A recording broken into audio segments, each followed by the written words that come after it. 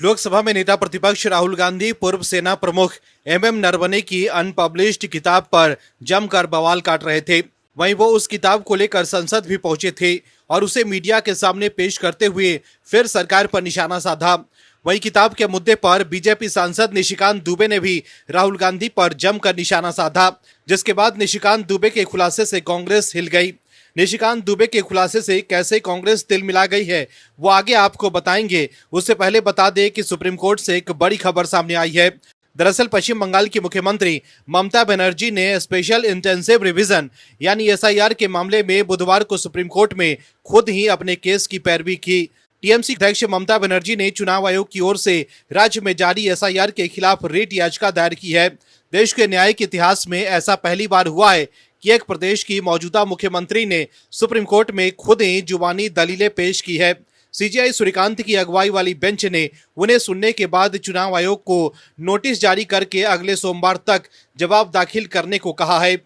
Live blog के report के अनुसार सीजेआई सूर्यकांत की अगुवाई वाली बेंच में यूं तो पश्चिम बंगाल की मुख्यमंत्री ममता बनर्जी की ओर से केस की पैरवी के लिए सीनियर वकील श्याम दीवान मौजूद थे, लेकिन ममता बनर्जी ने अदालत में खुद खड़े होकर संक्षेप में मौखिक रूप से अपनी बात रखी। दर्शकों, पश्चिम बंगाल समेत इस साल 5 राज्यों में होने वाले विधानसभा चुनाव के लिए चुनाव आयोग ने तैयारियां करना शुरू कर दी है। वहीं बंगाल में ममता बनर्जी एसआईआर का जमकर विरोध कर रही है। वहीं बीजेपी का कहना है कि एसआईआर के जरिए घुसपैठिए वोटर लिस्ट से बाहर हो रहे हैं, लेकिन ममता बनर्जी उसे बचाने की कोशिश कर रही है क्योंकि घुसपैठिए उनका वोट बैंक है। वहीं आप दर्शक एसआईआर के समर्थन में हैं और चाहते हैं कि घुसपैठिए वोटर लिस्ट से बाहर किए जाएं, तो कमेंट में यस एसआईआर जरूर लिखें ताकि विपक्ष को साफ संदेश जाए कि देश के लोग एसआईआर के पक्ष में हैं। इस खबर में आगे आपको बताएंगे कि कैसे राहुल गांधी चौतरफा घिर गए हैं, तो बने रहिए हमारे साथ अंत तक और देखिए हमारी ये खास रिपोर्ट। साथ ही आप दर्शकों से विनम्र निवेदन है कि अगर अब तक आपने चैनल को सब्सक्राइब नहीं किया है तो अभी कर लीजिए। दर्शकों, निशिकांत दुबे के खुलासे से कांग्रेस तिलमिला गई है। कांग्रेस सांसद प्रियंका गांधी वाड्रा ने कहा है कि जब भी मोदी सरकार चाहती है कि सदन को डिस्टर्ब करना है, वो निशिकांत दुबे को बोलने के लिए उठा देती है। वहीं प्रियंका गांधी के वीडियो बयान को एक्स पर शेयर कर कांग्रेस आईटी सेल की प्रमुख सुप्रिया श्रीनेत ने लिखा है कि जब भी मोदी सरकार चाहती है कि सदन को डिस्टर्ब करना है, वो निशिकांत दुबे को बोलने के लिए उठा देती है। जहां नेता विपक्ष राहुल गांधी जी को सदन में एक पब्लिश हो चुकी किताब से कोट नहीं करने दिया गया, वहीं निशिकांत दुबे 6 किताबें लेकर बैठे हैं, सामने से दिखा रहे हैं, उसमें से कोट कर रहे हैं, लेकिन उनका माइक बंद नहीं किया जा रहा है। मोदी सरकार दिखाना चाहती है कि संसद में सिर्फ उन्हीं की चलती है। यह स्पीकर के पद संसद, लोकतंत्र और देश की जनता का निरादर है। नेता विपक्ष कोई एक व्यक्ति नहीं है, वे पूरे विपक्ष के प्रतिनिधि हैं। सरकार उन करोड़ों लोगों का मुंह बंद करना चाहती है जिन्होंने विपक्ष के सांसदों को वोट दिया है। एक तरफ नेता विपक्ष को बोलने से रोका जाता है, वहीं दूसरी तरफ किसी को खड़ा कर तमाम फिजूल की बातें बुलवाई जाती है। सदन में बार बार नेहरू जी का नाम लिया जाता है। ये सनक है जिससे देश का ध्यान भटकाया जा रहा है। मोदी सरकार चाहती है कि लोगों को नरवणे जी की लिखी बातें न पता चले। जब चीन की सेना हमारी सरहद पर थी तो सत्ता में बैठे लीडर निर्णय नहीं ले पा रहे थे कि अब क्या करना है। 2 घंटे बाद सरकार ये निर्णय देती है कि आप खुद ही निर्णय ले लो। और बीजेपी के यही लोग इंदिरा गांधी जी और इतिहास की बातें करते हैं। इंदिरा गांधी जी कभी निर्णय लेने से पीछे हटी क्या? पाकिस्तान के 2 टुकड़े कैसे किए? अपने कमरे में दुबक कर। नेतृत्व ऐसे नहीं होता, देश ऐसे नहीं चलता। एलओपी को नहीं बोलने देना बिल्कुल बर्दाश्त नहीं है। हम यहाँ इसलिए खड़े हैं क्योंकि नागरिकों ने हमें अपना कीमती वोट दिया है, उनकी आवाज उठाने के लिए, समय व्यर्थ करने के लिए नहीं। हम उनकी आवाज उठाएंगे। जब तक एलओपी को नहीं बोलने देंगे, हम भी उन्हें नहीं बोलने देंगे।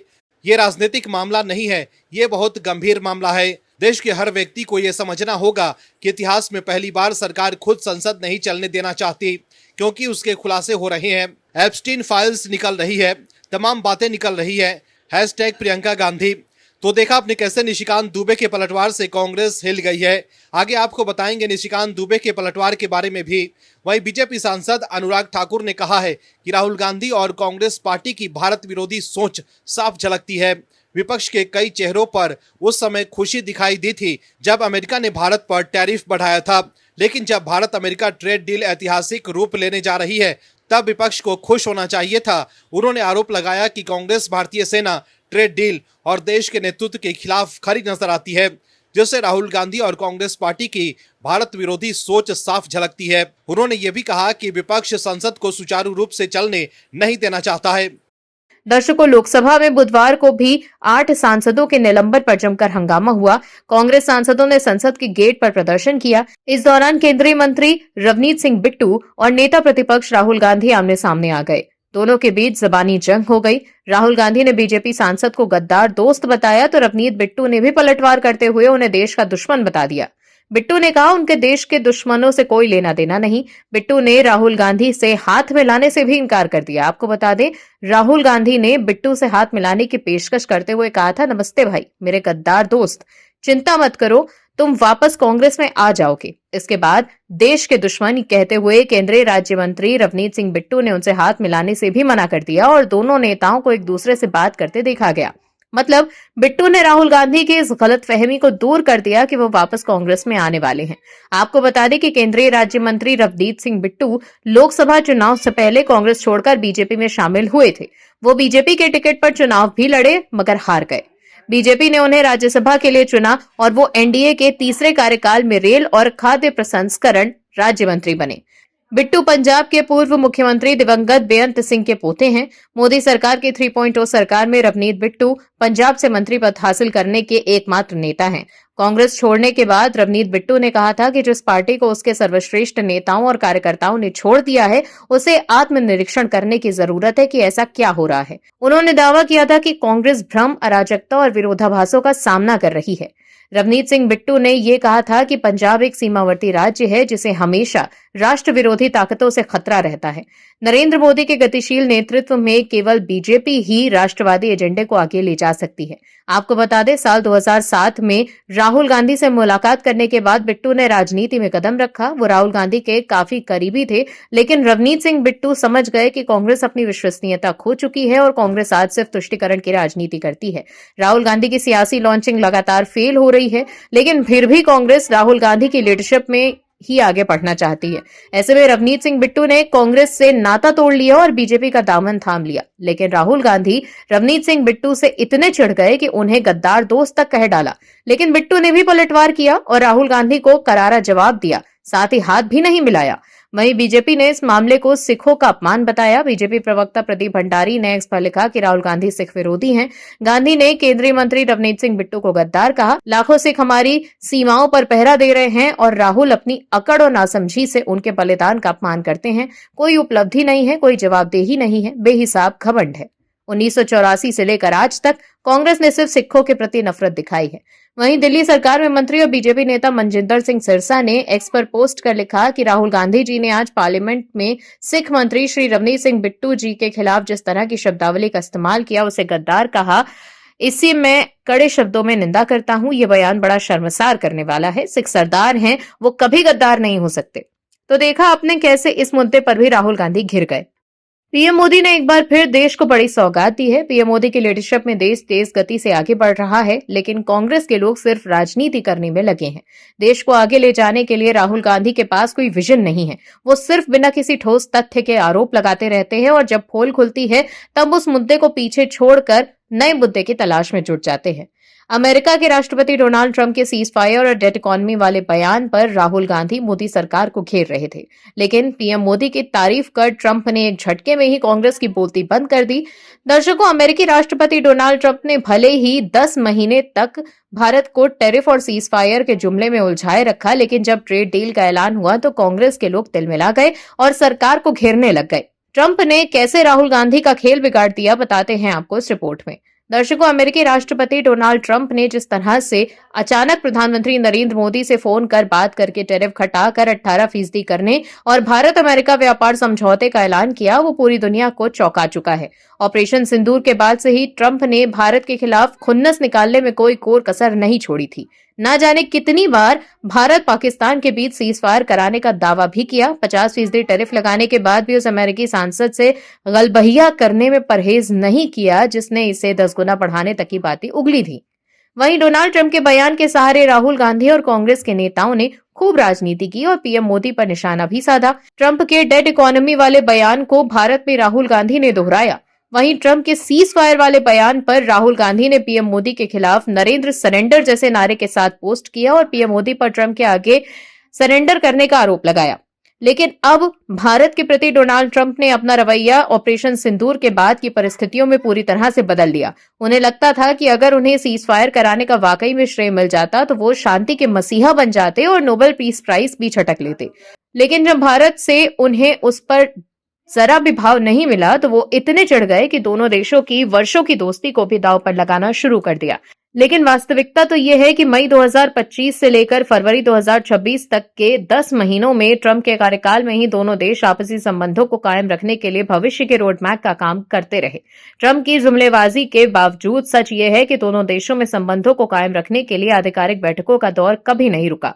इसमें क्वाड वर्किंग ग्रुप की बैठकों से भी बड़ा योगदान दिया। अमेरिका के दोनों दलों के कई सांसद आपसी संबंधों के समर्थन में भारत दौरे पर आते रहे। वहीं एक रिपोर्ट के मुताबिक ट्रंप के इस फैसले के पीछे भारत और यूरोपियन यूनियन के बीच हुई बड़ी ट्रेड डील अहम वजह रही। भारत और यूरोपियन यूनियन के बीच हाल ही में फ्री ट्रेड एग्रीमेंट पर बातचीत हुई, जिसे दोनों पक्षों ने अब तक की सबसे बड़ी ट्रेड डील बताया। इस ट्रेड डील से भारत की ताकत बातचीत में बढ़ गई और अमेरिका को ये डर सताने लगा कि कहीं वो पीछे न छूट जाए, जिसकी वजह से ट्रंप को मोदी सरकार के सामने झुकना पड़ गया। वहीं अब भी राहुल गांधी इस डील को लेकर सवाल उठा रहे हैं और कह रहे हैं कि पीएम मोदी दबाव में हैं। भारत अमेरिका के बीच ट्रेड डील को लेकर केंद्रीय वाणिज्य मंत्री पीयूष गोयल ने संसद में बड़ा बयान देते हुए कहा कि देश के हितों की सुरक्षा सुनिश्चित की गई। हालांकि इस दौरान विपक्ष के सांसदों को विरोध प्रदर्शन जारी रहा और जमकर नारेबाजी भी की गई। वहीं राहुल गांधी ने कहा कि प्रधानमंत्री नरेंद्र मोदी ने भारत के हितों के साथ समझौता किया है। राहुल गांधी ने कहा कि नरेंद्र मोदी जी ने इस व्यापार समझौते में आपकी मेहनत बेच दी है, क्योंकि वो समझौतावादी आदमी है। उन्होंने देश को बेच दिया है। वहीं भारत और अमेरिका के बीच टैरिफ को लेकर हुई डील के बाद कृषि क्षेत्र में अमेरिकी प्रवेश के सवालों पर केंद्र सरकार ने अपना रुख साफ कर दिया है। केंद्र सरकार का स्पष्ट मत है कि कृषि और डेयरी क्षेत्रों में भारत अपनी लंबे समय से बनी रेड लाइन पर कायम रहेगा। केंद्रीय मंत्री पीयूष गोयल ने बजट सत्र के दौरान लोकसभा में विपक्षी सांसदों के शोर के बीच कहा कि देश के हितों की सुरक्षा सुनिश्चित की गई और किसानों के हितों से कोई समझौता नहीं किया गया। कृषि क्षेत्र के हितों की रक्षा होगी और अमेरिकी बाजार में भारत का निर्यात बढ़ेगा। दर्शकों, भारत के आर्थिक इतिहास में पहली बार ऐसा हुआ है कि देश ने कुछ ही दिनों के अंदर 2 बड़े व्यापारिक समझौते किए हैं। सबसे ताजा ट्रेड डील की घोषणा अमेरिका के साथ हुई। वहीं कुछ ही दिन पहले भारत और यूरोपियन यूनियन में भी फ्री ट्रेड एग्रीमेंट पर मुहर लगाई गई थी। इस तरह से भारत के आर्थिक इतिहास में ऐसा पहली बार हुआ कि दुनिया के 2 सबसे बड़े व्यापारिक समूहों के साथ इतनी व्यापारिक संधि हो पाई है। मैं आपके माध्यम से सदन को उस किताब के बारे में, उन किताबों के बारे में बताना चाहता हूं जो नेहरू परिवार, कांग्रेस परिवार के गद्दारी, मक्कारी, भ्रष्टाचार। राहुल गांधी को एक्सपोज करने की बात हो और बीजेपी के फायर ब्रांड नेता निशिकांत दुबे पीछे रह जाए, ऐसा हो ही नहीं सकता। ठोस तथ्य और मजबूत सबूतों के साथ निशिकांत दुबे कांग्रेस पर पलटवार करते हैं। पीएम मोदी ने भी निशिकांत दुबे की जमकर तारीफ की है। पीएम ने कहा है कि निशिकांत दुबे संसद सत्र शुरू होने से लेकर आखिर तक मौजूद रहते हैं, हर महत्वपूर्ण डिस्कशन में भाग लेते हैं और पूरी रिसर्च के साथ बहस करते हैं। ये मिसाल है कि संसद में कैसे प्रभावी योगदान दिया जा सकता है। सभी सांसदों को उनसे सीखना चाहिए। पीएम मोदी ने ये बातें 3 फरवरी 2026 की मीटिंग में कही, जहां बजट सेशन और संसदीय कार्यों पर चर्चा हुई। जानकारों की नजर में पीएम मोदी की निशिकांत दुबे को लेकर की गई ये टिप्पणी केवल किसी एक सांसद की सराहना नहीं, बल्कि संसदीय लोकतंत्र की बुनियादी जिम्मेदारियों की याद दिलाने वाला संदेश है। ऐसे में किताबों की बात हो और निशिकांत दुबे पीछे रह जाए, किताब जो छपी नहीं उस पर राहुल गांधी बवाल मचा रहे हैं, तो जो किताब छप चुकी है उन पर जिक्र तो बनता है। जवाहरलाल नेहरू, इंदिरा गांधी, राजीव गांधी और सोनिया गांधी के ऊपर लिखी गई किताबें जिसमें उनके ऊपर सवाल उठाए गए हैं, उनका भी जिक्र तो होना चाहिए, क्योंकि जो जिस भाषा में समझे जवाब तो उसी भाषा में होना चाहिए। ऐसे में निशिकांत दुबे ने भी किताबों के ब्रह्मास्त्र के जरिए कांग्रेस पर धावा बोल दिया है। आप भी देखिए निशिकांत दुबे ने कैसे लोकसभा में राहुल गांधी को करारा जवाब दिया है। मैं सर्बानंद सोनवाल जी और तेजस्वी सूर्या जी द्वारा समर्थित राष्ट्रपति के अभिभाषण प्रस्ताव के समर्थन में खड़ा हुआ। सभापति महोदय, यहाँ किताब पर चर्चा चल रही है, एक किताब पर चर्चा चल रही है, वो किताब जो आज तक छपी ही नहीं। मैं आपके माध्यम से सदन को उस किताब के बारे में, उन किताबों के बारे में बताना चाहता हूं जो नेहरू परिवार, कांग्रेस परिवार के गद्दारी, मक्कारी, भ्रष्टाचार और से भरा पड़ा है। और वो सब छपी हुई किताब है सर। पहली किताब ये है एडवीना एंड नेहरू। भारत जो स्वतंत्र हुआ तो किस तरह से पाकिस्तान का बंटवारा हुआ, इस किताब में मैं उसका जिक्र करना चाहता हूं, मैं उसको कोट करना चाहता हूं। दूसरी किताब है सर जो मथाई साहब, जो नेहरू साहब के पीए हुआ करते थे, वो कह रहे हैं कि इंदिरा गांधी के साथ उनके व्यक्तिगत संबंध थे और उन्होंने भ्रष्टाचार के आरोप में जो है उनको हटाया।